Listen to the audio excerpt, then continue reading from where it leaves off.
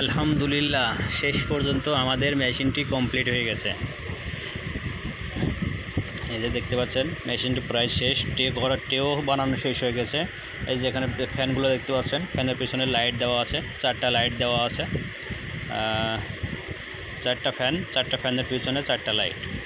নিচের টেটা বড়, আর উপরে আবার আরও 2টা টে দেওয়া আছে। এই যে নিচে এটা টে এবং উপরে একটি টে দেওয়া আছে। এখানে আরেকটি টে জায়গা ফাঁকা আছে।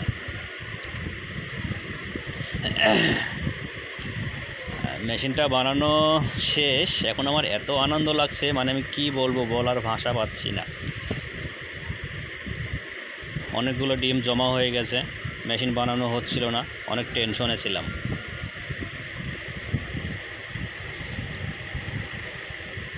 মেশিনটা বানানো মোটামুটি খুবই সুন্দর হয়েছে। এই যে দেখেন উপরকার ঢাকনা লাগানোর পরে কেমন লাগছে। এটা উপরে ট্রেতে দেখা যাচ্ছে, নিচের ট্রে অতটা দেখা যাচ্ছে না। আমরা অলরেডি মেশিন চালু করে দিয়েছি, চালু করে পরীক্ষা করতেছি যে আসলে সব কিছু ঠিকঠাক আছে কি না। ফ্যান চলতেছে, লাইট চলতেছে, সব কিছু চলছে।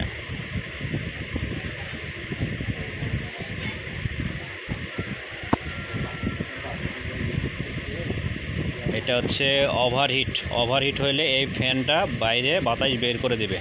ওই পাশে একটি আছে, ওটা হচ্ছে বাতাস ভিতরে ঢোকাবে এবং এটা বাতাস বের করে দেবে। এই যে তাপমাত্রা, কেবল মেশিন রানিং করা হলো তো, আর তাপমাত্রা কেবল উঠতেছে।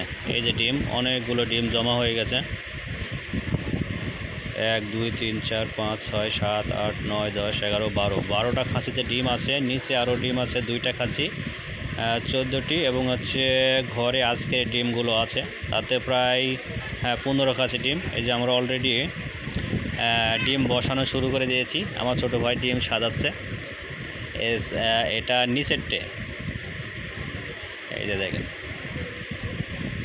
কত ডিম ধরছে, একটি ট্রেতে কতগুলো ডিম ধরছে। আমরা সম্পূর্ণটা ডিম সাজানোর পরে কাউন্ট করবো, যদিও কাউন্ট আছে, যেহেতু খাঁচিভাবে ঢুকাচ্ছি সেহেতু কাউন্ট আছে অলরেডি। তারপরেও দেখা যাক।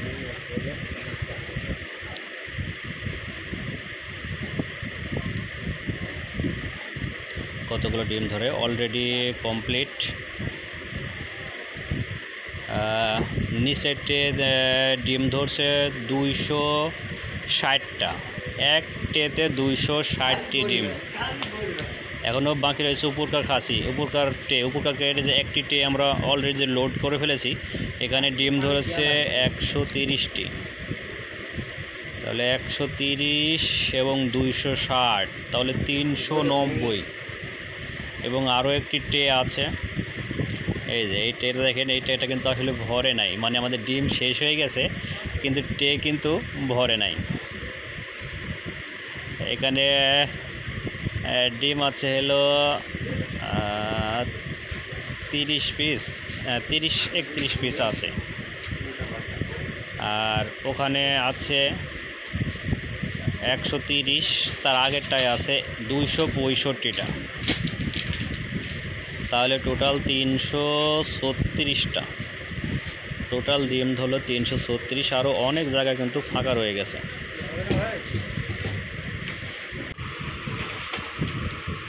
অলরেডি আমাদের ডিম কিন্তু সাজানো হয়ে গেছে। আমরা উপরকার ঢাকনাটা লাগিয়ে দিলাম, কাভারটা লাগিয়ে দিলাম। আমরা দেখতেছি কোনো জায়গায় ফাঁক আছে কিনা, মানে হাওয়া ঢোকার জায়গা আছে কিনা। কারণ হাওয়া যদি ঢুকে তাহলে কিন্তু মেশিন সেভাবে গরম থাকবে না।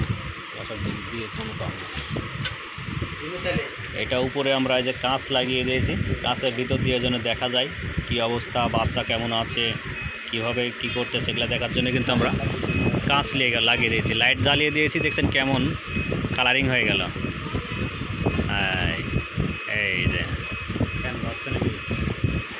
আজকে 12 তারিখ, 11 তারিখ রাত্রে ডিম দিয়েছি, 12 তারিখ থেকে কাউন্ট হবে, মানে আজকে থেকে কাউন্ট হচ্ছে। 12 মানে 1 তারিখে বাচ্চা উঠবে।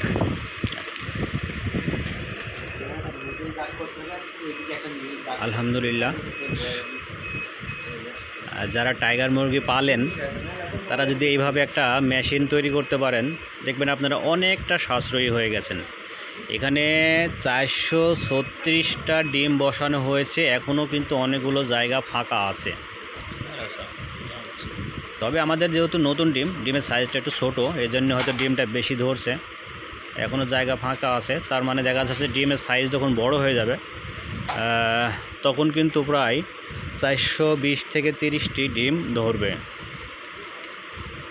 আর আরেকটা জিনিস কথা আপনাদের বলে রাখি, এই যে আমরা মেশিন রানিং করে দিয়েছি, তাপমাত্রা উঠতেছে, এই যে আউটপুট ফ্যান,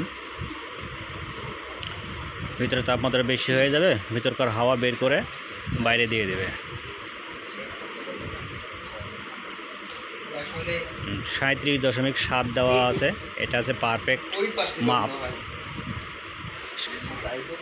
2 যদি হয় তাহলে কিন্তু লাইটটা জ্বলে উঠবে, আর 37.7 যদি হয় তাহলে লাইটটা বন্ধ হয়ে যাবে।